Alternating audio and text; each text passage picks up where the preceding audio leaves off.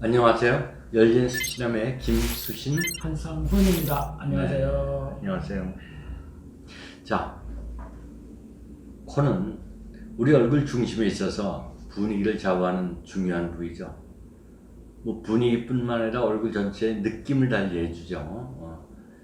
제가 맨날 하는 이야기가 눈은 인상을 바꾸고 코는 왠지 달라지는 분위기를 업시키는 수술이라고 그러는데, 우리나라 사람들은 코가 낮은 분들이 많기 때문에 코 높이는 수술을 많이 하죠.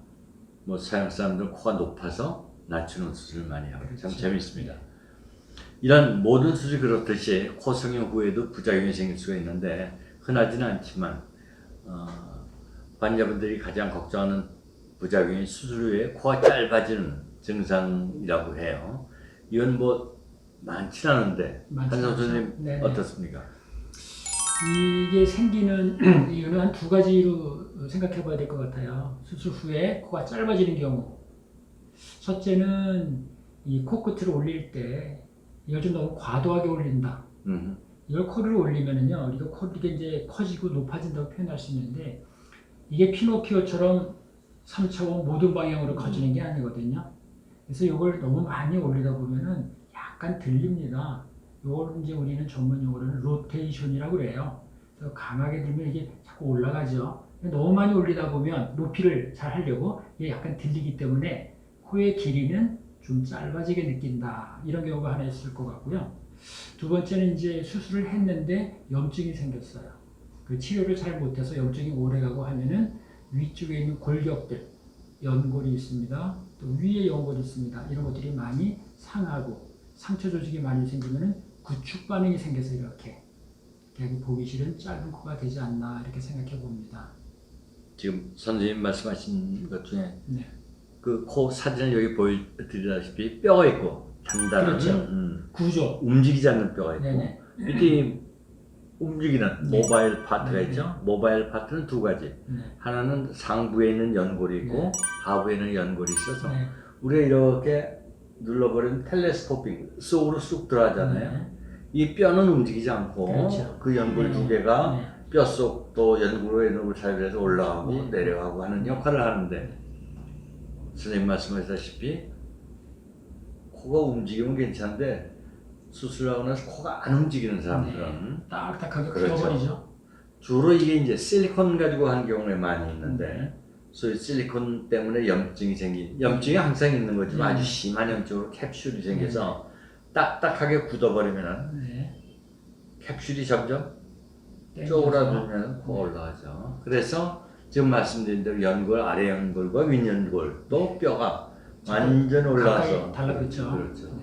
지금 말씀드린 2차 구축으로 왔을 때는 그게 없는 게 아주 고민이죠. 사진에서 보시다시피 뭐 아주 그 비주도 없어지고 그죠? 바짝 올라와서 참 안타까운 모습을 갖는데, 저는 예전부터 한 700 내지 1000명당 1명 정도 생길 수 있다. 실리콘으로 했을 경우에. 그러니까 사실 아주 많은 건 많은 건 아니에요. 근데 특히 한 번 해서 금방 생기는 경우는 드물다. 재수술 때. 그렇죠. 2번 하고 3번 계속 실리콘 넣었다 뺐다 하면서 그런 경우들이 있어요. 일단 저런 게 걸리면 굉장히 괴롭죠. 뭐 자꾸 짧아지고 하니까. 그래서 저도 맨 처음에는 이게 한 30년 전에 처음 그런 환자를 접하고는 굉장히 당황을 했어요. 어떻게 할 방법이 없어요. 그죠? 그러다가 역시 이 학회에 가서 보니까, 미국 학회에 가서 보니까, 근데 거기 가보니까 바로 이 케이스를 이야기하면서 중요한 핵심 그 아이디어가 뭐냐면, 움직이지 않는 뼈는 놔두고 그 밑에는 부드러운 연골 2개를 개방형 수술로 해서 다 들어 올려가지고 그거를 위로 잡아당기고 있는 걸 다 푼 다음에 윗 연골과 아래 연골 사이에 브릿지 다리를 놔서 쐐기를 박는 거죠. 그래서 다시 그렇죠, 늘려가지고 거기 다시 달라붙지 않게 하는 그런 아이디어를 내서 저거 말 된다 해가지고 저 같은 경우에는 처음 했었어요. 아마 처음 했었는데 해결할 수 있는 방법이 그때 생겼다. 그리고 소위 미용 비성형 수술이 발전함에 따라서 뭐 굉장한 그 발전들이 있었기 때문에 해결하는 문제는 아까 말씀드린 대로 개방형으로 들어가서 열고 연골과 연골 사이에 그래서 보통 이제 귀연골이나 또는 비중격 연골을 비중격이죠. 그 사이에는 연골을 빼서 다리를 놔줘서 다시 달라붙지 않게 하는 방법을 쓸 수 있어서 아주 좋다는 말씀을 드리겠고요. 비중격 연장술이 제일 기본적인 방법이 되겠습니다. 그래서 비중격을 길게 해주고 그 사이가 다시 올라오지 않도록 이제 거기다 이렇게 조직을 대주는 거죠. 그렇게 이제 가장 좋은 거고, 특히 염증으로 인해서 생겼을 때는 우리가 이제 이 개방형으로 해서 드는데, 첫째 조심해야 될 것은 여러 번 염증을 했으니까 피부가 이가 박일할 때 안전하게 들려야 된다. 너무 얇게 들리면 피부가 상할 수 있으니까 안전한 두께가 중요하다. 두 번째는 그 밑에 있는 그 상처 조직을 아주 깨끗하게 조직을 제거해야 된다.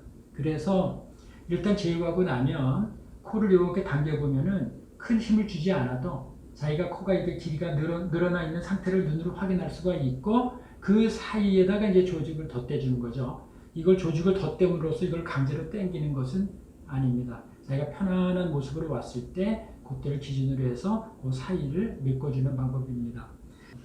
선생님, 그 보형물 때문에 생긴 구형우측 다시 보형물을 사용해도 네. 될까요?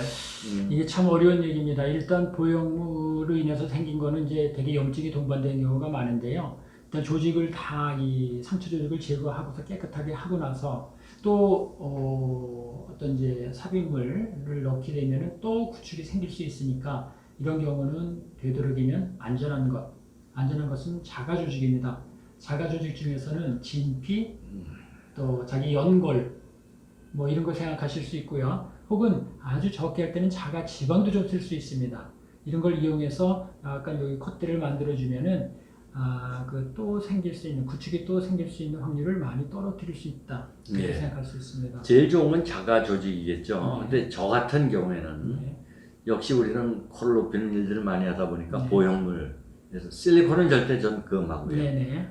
고텍스를 많이 씁니다. 뭐 여러 가지 문제가 있지만은 고텍스는 그래도 캡슐이 그렇게 많이 생기지 않고요. 뭐 이물 반응이 그렇게 많은 것 같지가 않아요. 그래서 저는 고텍스를 권하고 있고요. 필요하면 뭐 갈비뼈를 뽑을 수도 있고. 특히 이제 이 피부가 아주 넉넉할 때는 얼마든지 길게 되기가 쉬운데, 이게 조금 넉넉하지 않을 때는 특히 갈비뼈를 써서 이렇게 굉장히 피부를 스트레치 시키는 거죠. 강제로 스트레치 시켜서 할 때, 그때 이제 자기 갈비뼈를 이용해서 그쪽 늑골이나 연골을 이용해서 또 이렇게 길게 하는 방법도 있습니다. 어떻게 보면 제일 마지막 방법이라고 생각하실 수 있겠어요. 그렇죠. 구형우측을 예방하는 방법은 뭐가 있을까요? 구형구축은 아까 말씀하신 것처럼 우선 그 삽입물을 어떤 걸 쓰는 거냐, 제일 안전한 걸 써야 된다, 이런 거 생각하셔야 되고요.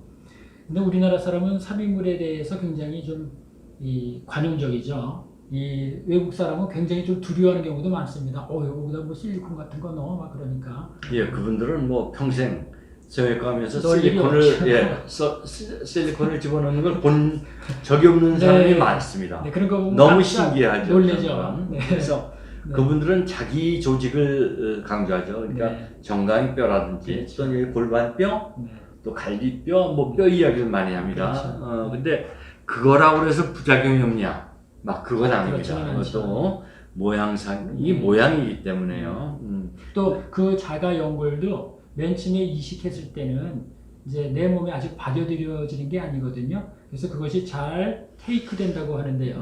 받아들여질 때까지는 사실은 그 외부 물질이나 마찬가지 아직은 생존력이 없는 그런 조직입니다. 그러니까 그것이 잘 테이크 될 때까지는 조심하고 깨끗하게 돼야 되고 감염도 적어야 되고, 그것은 삽입물과 똑같은 것이다, 이렇게 생각하셔야 됩니다. 실리콘이나 고텍스라는 그 물질을 넣어서 우리가 코를 높이는 것은 50년 동안 정말 수백만 명에 의해서 검증된 방법입니다. 그렇죠. 최근에 이제 갈비 연골을 사용하거나 갈비뼈를 사용해서 한다. 그거에서 이제 비용을 굉장히 높여갖고 하는데, 그거라고 부작용이 없는 건 아닙니다. 그렇죠. 그러니까 완벽한 사람이 없듯이 다 장단점이 있거든요. 근데 앞으로 모르겠습니다. 그런 자가이식해서 오랜 기간을 거쳐서 뭐 실리콘이나 고텍스보다 낫다면 그쪽으로 가겠지만, 현재까지는 많은 성형외과 의사들이 역시 모양과 부작용을 비교했을 때 네. 가성비와 여러 가지를 따졌을 때 네. 실리콘을 쓰지만 거기에 이런 부작용이 있을 수가 있으니까 네. 굉장히 조심을 해라. 네. 오늘 그런 여러 말씀을 가지, 드리겠습니다. 네, 말씀. 가장 중요한 예방법은